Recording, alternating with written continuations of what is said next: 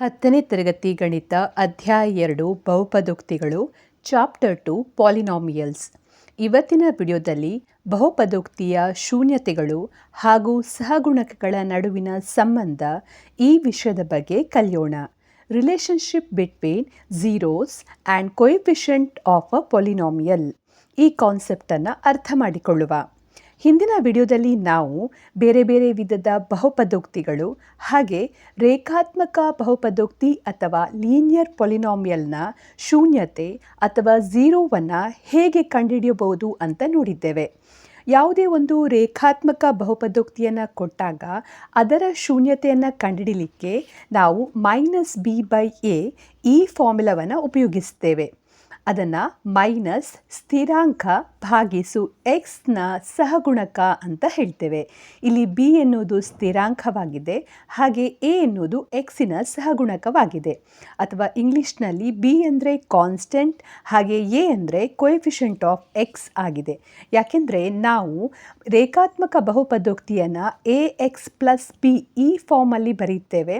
ಹಾಗಾಗಿ ಇಲ್ಲಿ ಎ ಎನ್ನುವಂಥದ್ದು ಎಕ್ಸಿನ ಸಹಗುಣಕ ಅಥವಾ ಕೋಎಫಿಷಿಯಂಟ್ ಆಗಿದೆ, ಹಾಗೆ ಬಿ ಎನ್ನುವಂಥದ್ದು ಕಾನ್ಸ್ಟೆಂಟ್ ಅಥವಾ ಸ್ಥಿರಾಂಕವಾಗಿದೆ. ಈಗ ಇದನ್ನು ಒಂದು ಉದಾಹರಣೆ ಮೂಲಕ ಅರ್ಥ ಮಾಡಿಕೊಳ್ಳುವ. ಈಗ ಉದಾಹರಣೆಗೆ ಒಂದು ಬಹುಪದೋಕ್ತಿಯನ್ನು ತೆಗೆದುಕೊಳ್ತಾ ಇದ್ದೇನೆ. P of X is equal to 2x + 3. ಇದೊಂದು ರೇಖಾತ್ಮಕ ಬಹುಪದೋಕ್ತಿ ಅಥವಾ ಲೀನಿಯರ್ ಪಾಲಿನಾಮಿಯಲ್ ಆಗಿದೆ. ಯಾಕೆಂದರೆ ಇದು ಎ ಎಕ್ಸ್ ಪ್ಲಸ್ ಬಿ ಫಾರ್ಮಲ್ಲಿದೆ.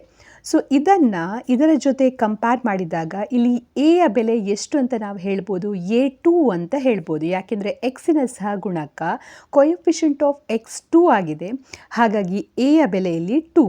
ಅದೇ ರೀತಿ ಬಿ ಎನ್ನುವಂಥದ್ದು ಸ್ಥಿರಾಂಕ ಅಥವಾ ಕಾನ್ಸ್ಟೆಂಟ್, ಹಾಗಾಗಿ ಬಿಯ ಬೆಲೆ ಇಲ್ಲಿ 3 ಆಗಿದೆ. ನಂತರ ನಾವಿಲ್ಲಿ ಝೀರೋಸ್ ಆಫ್ ಈ ಪಾಲಿನಾಮಿಯಲ್ ಅಥವಾ ರೇಖಾತ್ಮಕ ಬಹುಪದೋಕ್ತಿಯ ಝೀರೋಸನ್ನು ಫೈಂಡ್ ಔಟ್ ಮಾಡಬೇಕು. ಯಾವ ಫಾರ್ಮುಲಾವನ್ನು ಉಪಯೋಗಿಸಬೇಕು? -b/a ಈ ಫಾರ್ಮುಲಾವನ್ನು ಉಪಯೋಗಿಸಬೇಕು. ಅಂದರೆ -3/2 ಇದು ಈ ಬಹುಪದೋಕ್ತಿಯ ಝೀರೋ ಆಗಿದೆ ಅಥವಾ ಶೂನ್ಯತೆ ಆಗಿದೆ. ಬೇಕಾದರೆ ಈ ಬೆಲೆಯನ್ನು ನೀವು ಬಹುಪದೋಕ್ತಿಯಲ್ಲಿ ಹಾಕಿ ಅಥವಾ ಆದೇಶಿಸಿ ನೋಡಿ, ಆಗ ನಿಮಗೆ ಬರುವಂಥ ಉತ್ತರವು 0 ಆಗಿರಬೇಕು. ಈಗ ನಮಗಿಲ್ಲಿ -3/2 ಇದು ಬಹುಪದೋಕ್ತಿಯ 0 ಅಥವಾ ಶೂನ್ಯತೆ ಅಂತ ಗೊತ್ತಿದೆ.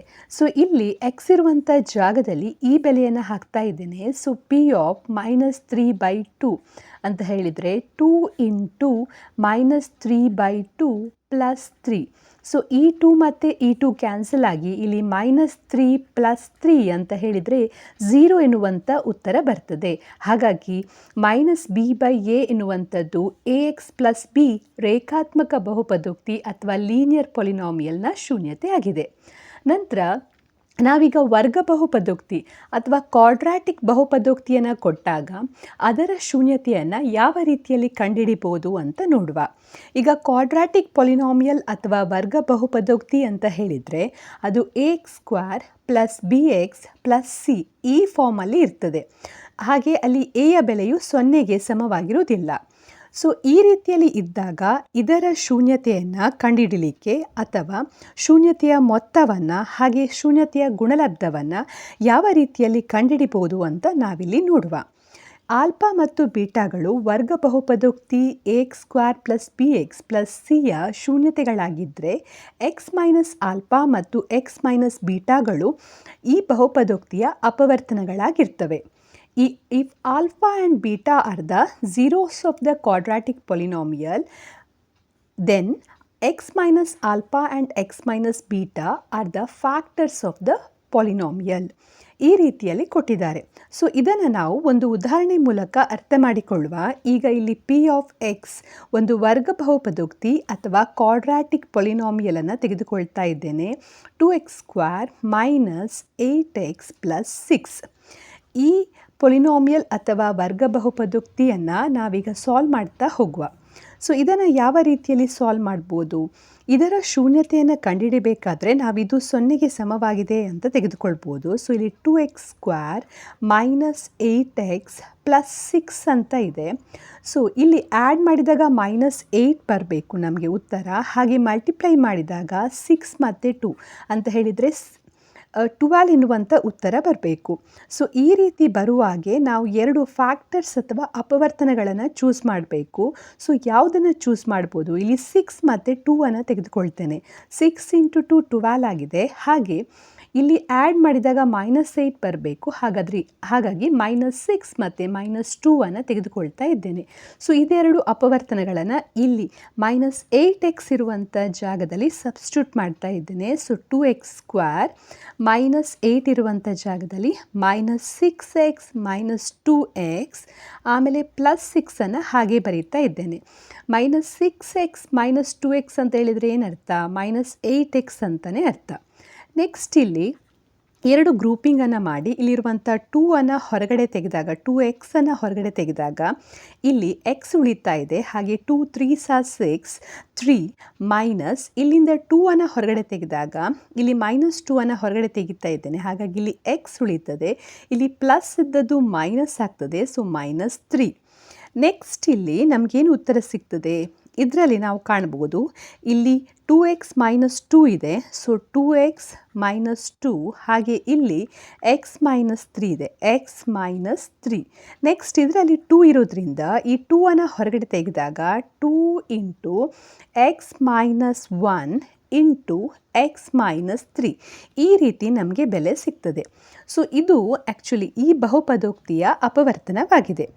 ಈಗ ಇದನ್ನು ನಾವು ಸಾಲ್ವ್ ಮಾಡಬೇಕು ಅಥವಾ ಇದರ ಇನ್ನೂ ಫರ್ದರ್ ಸಾಲ್ವ್ ಮಾಡಬೇಕು ಅಂತ ಹೇಳಿದರೆ ನಾವು ಇದರ ಶೂನ್ಯತೆಯನ್ನು ಕಂಡುಹಿಡಿಬೋದು. ಹೇಗೆ ಅಂತ ಹೇಳಿದರೆ ಇದು 2x² - 8x + 6 ಇದನ್ನು ಸಿಂಪ್ಲಿಫೈ ಮಾಡಿದಾಗ ಇದು ಇದಕ್ಕೆ ಸಮವಾಗಿದೆ.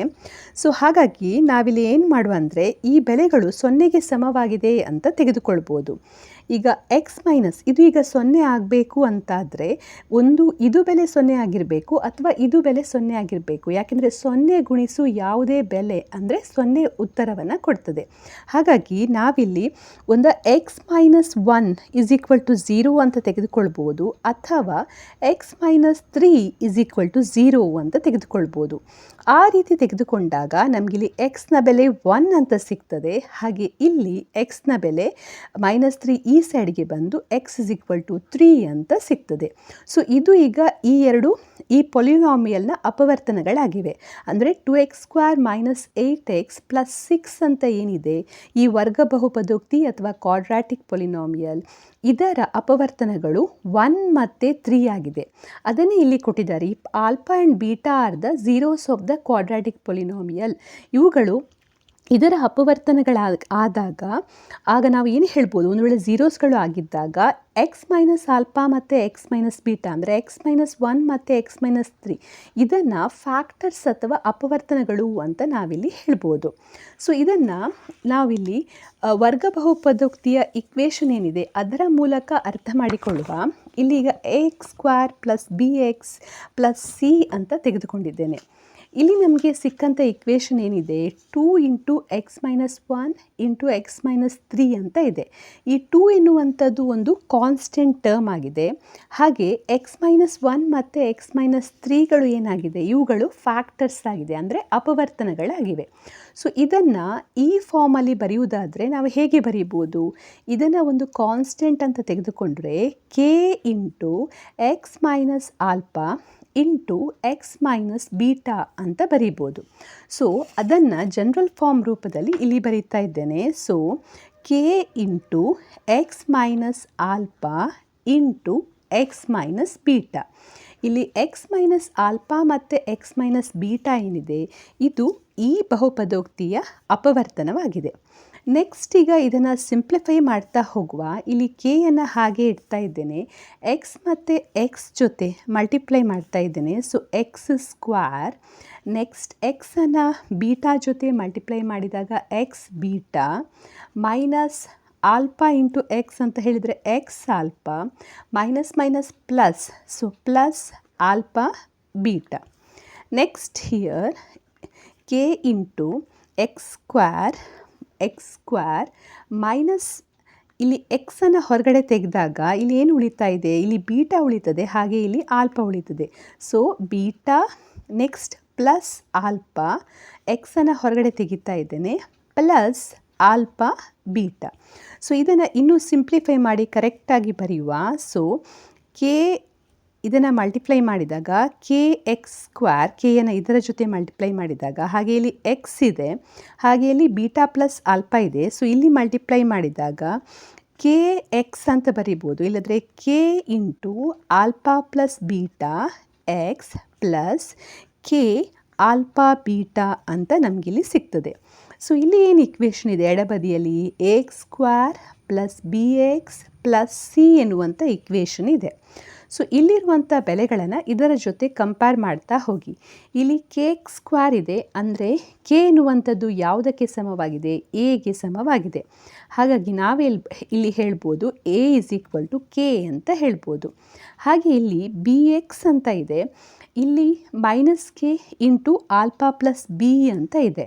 ಸೊ ಹಾಗಾಗಿ ಬಿ ಎನ್ನುವಂಥದ್ದು ಯಾವುದಕ್ಕೆ ಸಮವಾಗಿದೆ? Minus k into alpha plus ಬಿಗೆ ಸಮವಾಗಿದೆ. So B is equal to minus k into alpha plus beta. Next c ಎನ್ನುವಂಥದ್ದು ಯಾವುದಕ್ಕೆ ಸಮವಾಗಿದೆ? ಸಿ ಎನ್ನುವಂಥದ್ದು ಕೆ ಆಲ್ಫಾ ಬೀಟಾ ಇದಕ್ಕೆ ಸಮವಾಗಿದೆ. ನೆಕ್ಸ್ಟ್ ಈಗ ಇದನ್ನು ಸಿಂಪ್ಲಿಫೈ ಮಾಡುವ. ಇಲ್ಲಿ B is equal to minus K by alpha plus beta ಅಂತ ಇದೆ. So B is equal to minus K alpha plus beta. So alpha plus beta is equal to B divided by minus K. So K ಅಂತ ಹೇಳಿದರೆ ಎಗೆ ಸಮವಾಗಿದೆ. ಹಾಗಾಗಿ ಇಲ್ಲಿ ನಾವು ಏನು ಬರಿಬೋದು? ಮೈನಸ್ ಬಿ ಬೈ ಎ ಅಂತ ಬರಿಬೋದು. ಸೊ ಆಲ್ಫಾ ಪ್ಲಸ್ ಬೀಟಾ ಅಂತ ಹೇಳಿದರೆ ಶೂನ್ಯತೆಗಳ ಮೊತ್ತ ಆಲ್ಫಾ ಪ್ಲಸ್ ಬೀಟಾ ಇದು ಯಾವುದಕ್ಕೆ ಸಮವಾಗಿದೆ? ಮೈನಸ್ ಬಿ ಬೈ ಎಗೆ ಸಮವಾಗಿದೆ ಅಂತ ಹೇಳ್ಬೋದು. ಅದೇ ರೀತಿ ನೆಕ್ಸ್ಟ್ ಇಲ್ಲಿ ಇದನ್ನು ಸಿಂಪ್ಲಿಫೈ ಮಾಡಿದರೆ ಇಲ್ಲಿ C is equal to K alpha beta ಅಂತ ಇದೆ. So alpha beta is equal to ಈ ಕೆಯನ್ನು ಈ ಬದಿಗೆ ತಂದಾಗ ಸಿ ಬೈ ಕೆ ಅಂತ ಸಿಗ್ತದೆ. ಹಾಗೆ ಕೆಯು ಎಗೆ ಸಮವಾಗಿದೆ. ಸೊ ಹಾಗಾಗಿ ಸಿ ಬೈ ಎ ಅಂತ ಸಿಗ್ತದೆ. ಇದು ಶೂನ್ಯತೆಯ ಗುಣಲಬ್ಧವಾಗಿದೆ. ಸೊ ಶೂನ್ಯತೆಯ ಗುಣಲಬ್ಧವು ಯಾವುದಕ್ಕೆ ಸಮವಾಗಿದೆ? Alpha beta is equal to C by A ಆಗಿದೆ. ಇಲ್ಲಿ ಸಿ ಅಂತ ಹೇಳಿದರೆ ಸ್ಥಿರಾಂಕ ಅಥವಾ ಕಾನ್ಸ್ಟೆಂಟ್, ಹಾಗೆ ಎ ಎನ್ನುವಂಥದ್ದು ಎಕ್ಸಿನ ಸಹಗುಣಕ, ಎ ಎಕ್ಸ್ ಸ್ಕ್ವೇರ್ನ ಸಹಗುಣಕ ಅಥವಾ ಕೊಯಫಿಷಿಯಂಟ್ ಆಫ್ ಎಕ್ಸ್ ಸ್ಕ್ವೇರ್ ಆಗಿದೆ. ಹಾಗೆ ಇಲ್ಲಿ ಶೂನ್ಯತೆಗಳ ಮೊತ್ತ ಆಲ್ಫಾ ಪ್ಲಸ್ ಬೀಟಾ ಅಂದರೆ ಮೈನಸ್ ಬಿ ಬೈ ಎ ಅಂತ ಸಿಕ್ಕಿದೆ. ಇಲ್ಲಿ ಬಿ ಎನ್ನುವಂಥದ್ದು ಎಕ್ಸಿನ ಸಹಗುಣಕ, ಹಾಗೆ ಎ ಎನ್ನುವಂಥದ್ದು ಎಕ್ಸ್ ಸ್ಕ್ವೇರ್ನ ಸಹಗುಣಕವಾಗಿದೆ. ಸೊ ಈ ಫಾರ್ಮುಲಾಗಳನ್ನು ಮುಂದೆ ಬರುವಂಥ ಅಭ್ಯಾಸದ ಕೆಲವೊಂದು ಲೆಕ್ಕಗಳನ್ನು ಬಿಡಿಸಲಿಕ್ಕೆ ನಾವಿಲ್ಲಿ ಉಪಯೋಗಿಸ್ಬೋದು. ಸೊ ಶೂನ್ಯತೆಗಳ ಮೊತ್ತ ಅಂತ ಹೇಳುವಾಗ alpha plus beta is equal to minus B by A, ಈ ಫಾರ್ಮುಲಾವನ್ನು ಉಪಯೋಗಿಸಬೇಕು. ಅದನ್ನು ನಾವು ಇಂಗ್ಲೀಷ್ನಲ್ಲಿ ಸಮ್ ಆಫ್ ಝೀರೋಸ್ ಅಂತ ಹೇಳ್ತೇವೆ. ಹಾಗೆ ಶೂನ್ಯತೆಗಳ ಗುಣಲಬ್ಧ ಅಂತ ಹೇಳಿದರೆ alpha beta is equal to alpha into beta is equal to C by a, ಅಥವಾ product of zeros is equal to alpha into beta is equal to C by A.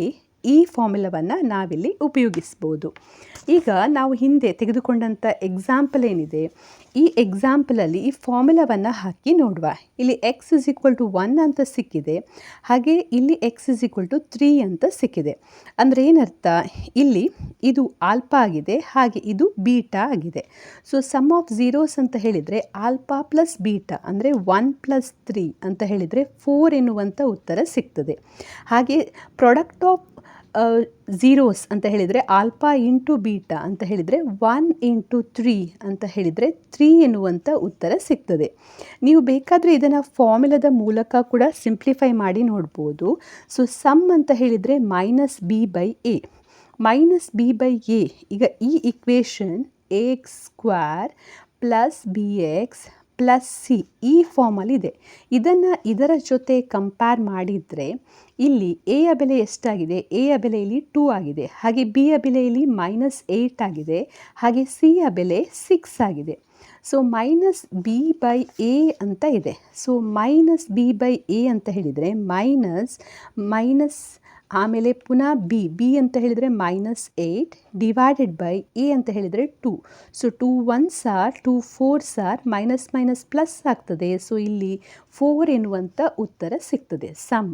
So ಸಮ್ಮನ್ನು ನಾವು ಈ ರೀತಿ ಕೂಡ ಫೈಂಡ್ ಔಟ್ ಮಾಡ್ಬೋದು, alpha plus beta, ಅಥವಾ ನೀವು ನೇರವಾಗಿ ಫಾರ್ಮುಲಾದ ಮೂಲಕ ಕೂಡ -b/a ಅಂತ ಫೈಂಡ್ ಔಟ್ ಮಾಡ್ಬೋದು. ಅದೇ ರೀತಿ ಪ್ರಾಡಕ್ಟನ್ನು ಆಲ್ಫಾ ಇಂಟು ಬೀಟಾ c/a, ಅಥವಾ ಇಲ್ಲಿ ವ್ಯಾಲ್ಯೂಸನ್ನು ಹಾಕಿ ಕೂಡ ಫೈಂಡ್ ಔಟ್ ಮಾಡ್ಬೋದು. ಸಿಯ ಬೆಲೆ ಎಷ್ಟು ಇಲ್ಲಿ 6 ಆಗಿದೆ. 6 ಡಿವೈಡೆಡ್ ಬೈ 2 ಅಂತ ಹೇಳಿದರೆ 3 ಎನ್ನುವಂಥ ಉತ್ತರ ಸಿಗ್ತದೆ. ಸೊ ಇದು ವರ್ಗ ಬಹುಪದೋಕ್ತಿ ಅಥವಾ ಕ್ವಾಡ್ರಾಟಿಕ್ ಪಾಲಿನಾಮಿಯಲ್ನ ಶೂನ್ಯತೆಗಳ ಮೊತ್ತವನ್ನು ಕಂಡುಹಿಡಿಯುವಂಥ ವಿಧಾನ, ಅಥವಾ ಪ್ರಾಡಕ್ಟ್ ಆಫ್ ಝೀರೋಸ್ ಅಥವಾ ಶೂನ್ಯತೆಗಳ ಗುಣಲಬ್ಧ ಅಂತ ನಾವಿದನ್ನು ಹೇಳ್ತೇವೆ.